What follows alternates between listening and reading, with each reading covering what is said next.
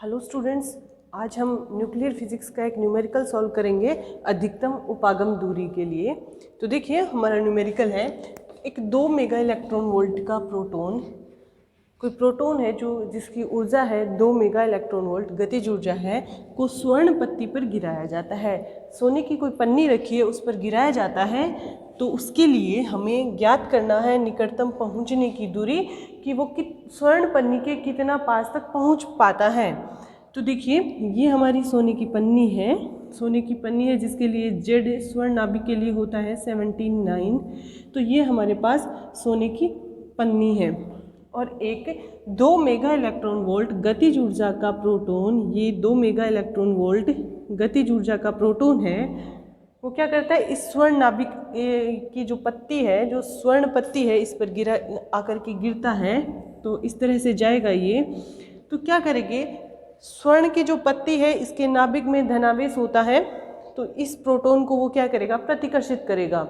तो यहाँ पर इसकी गतिज ऊर्जा के कारण प्रोटॉन इस डायरेक्शन में गति करता है और नाभिक के प्रतिकर्षण बल के कारण ये इसको प्रतिकर्षित करता है। तो जब तक प्रोटॉन सोने की इस पत्ती से दूर है तब तक इनमें प्रतिकर्षण कम होगा। जैसे जैसे पास जाती जाएगी वैसे वैसे प्रतिकर्षण बढ़ता जाएगा और एक जगह ऐसी होगी जहाँ पर प्रोटॉन जाकर के रुक जाएगा। उस वक्त इसकी ये गतिज ऊर्जा है वो इसकी प्रतिकर्षण ऊर्जा के बराबर हो जाती है और इस जगह पर प्रोटॉन के लिए गतिज ऊर्जा और स्थितिज ऊर्जा बराबर हो जाती हैं। गतिज ऊर्जा किसके बराबर हो जाती है, स्थितिज ऊर्जा के बराबर हो जाती है। तो इस प्रोटॉन के लिए इस पॉइंट से इस स्वर्ण नाभिक के बीच की जो दूरी है ये कहलाती है निकटतम पहुंच की दूरी या अधिकतम उपागमन दूरी। तो निकटतम पहुंच की दूरी के लिए देखिए हमें दिया क्या गया है इस क्वेश्चन में, हमें गिवन है काइनेटिक एनर्जी है जो 2 मेगा इलेक्ट्रॉन वोल्ट की है और स्वर्ण पत्ती रखी है। तो स्वर्ण पत्ती के लिए उसके जेड का मान, परमाणु क्रमांक या उसमें प्रोटॉनों की संख्या बोले, वो होती है एयू नाभिक के लिए कितनी, 79। तो ये हमें गिवन है। अब हमें निकालना क्या है, हमें निकालना है, फाइंड आउट करना है डी का मान। तो हमें फाउंड आउट करना है कि डी का मान कितना होगा।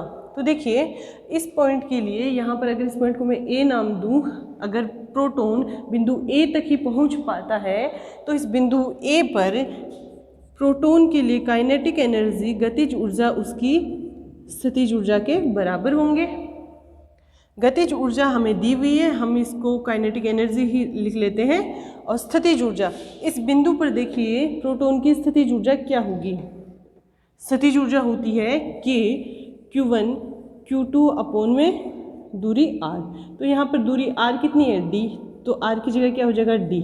अब Q1 Q2 क्या है, देखिए कि Q1 है प्रोटॉन का आवेश, प्रोटॉन का आवेश है इलेक्ट्रॉन के आवेश के बराबर। Q2 क्या है, इस स्वर्ण पत्ती का आवेश।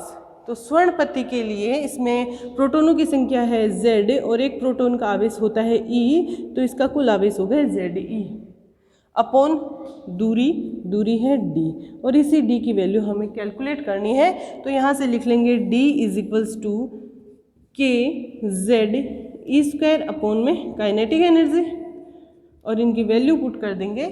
K की वैल्यू होती है 9 × 10⁹ न्यूटन मीटर स्क्वायर अपॉन में कूलाम स्क्वायर।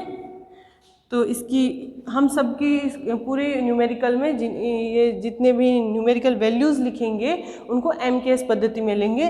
तो यहाँ पर K की वैल्यू है 9 × 10⁹, Z की वैल्यू है 79 और E इलेक्ट्रॉन का आवेश है। E होता है इलेक्ट्रॉन का आवेश जिसका मान होता है 1.6 × 10⁻⁻19 कूलाम। तो ये हो जाएगा 1.6 × 10⁻⁻19 का होल स्क्वायर। E का होल स्क्वायर है तो हो जाएगा whole square divided by kinetic energy.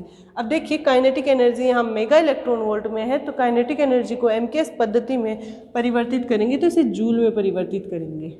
Joule में परिवर्तित करने के लिए देखिए 2 × मेगा इलेक्ट्रॉन वोल्ट, मेगा को लिखेंगे 10⁻6 इलेक्ट्रॉन वोल्ट अब इलेक्ट्रॉन वोल्ट को जूल में कन्वर्ट करेंगे तो ये हो जाएगा 2 इंटू 10⁻6 इंटू, एक इलेक्ट्रॉन वोल्ट में कितने जूल होते हैं 1.6 इंटू 10⁻⁻19 जूल।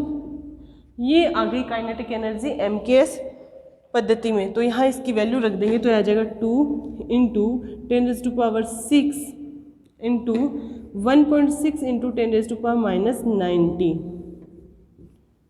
अब इसको सॉल्व करेंगे तो देखिए 1.6 इंटू 10⁻19 से ये कैंसिल हो जाएगा, क्योंकि यहाँ पावर 2 है तो एक कैंसिल हो जाएगा, एक बचा रह जाएगा। यहाँ पर है 2 को इससे कैंसिल करेंगे तो आएगा 0.8।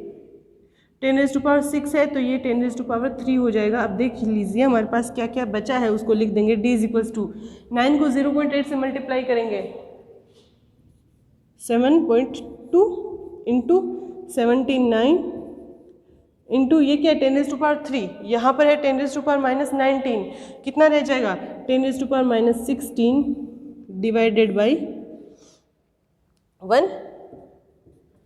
क्लियर।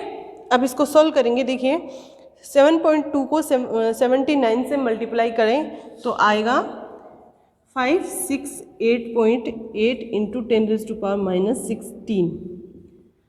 ठीक है, इसका एग्जैक्ट वैल्यू ये है। अगर आप मल्टीप्लाई करोगे इसका अप्रोक्सीमेट वैल्यू भी निकालेंगे हम। अगर आपके पास टाइम कम हो तो आप इसकी अप्रोक्सीमेट वैल्यू भी निकाल सकते हैं। अगर आपके पास में 4 ऑप्शन दिए गए हों, उन चारों में से ऑप्शंस में बहुत डिफरेंस हो तो आप इनकी अप्रोक्सीमेट वैल्यू निकाल करके भी ऑप्शन करेक्ट कर सकते हैं। तो यहाँ पर देखिए ये आ जाएगा, इसको लिख सकते हैं 56.88 इंटू 10⁻15।